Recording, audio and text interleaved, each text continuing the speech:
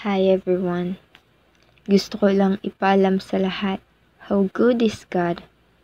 Sa panahong binagsak ako ng mundo, ang Diyos ang sumalo sa akin.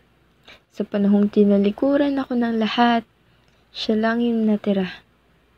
But I realized that God is all that I ever need. He is more than enough. He never failed me.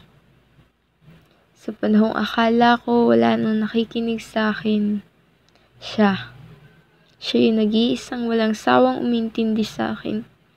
Sa panahong hindi ako kamahal-mahal, pinili niya pa rin ako.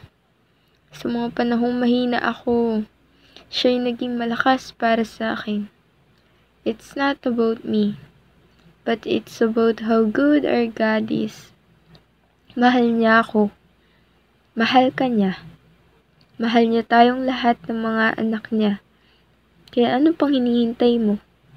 Bumalik ka na sa kanya. Naghihintay siya. Nothing is greater than His love for you.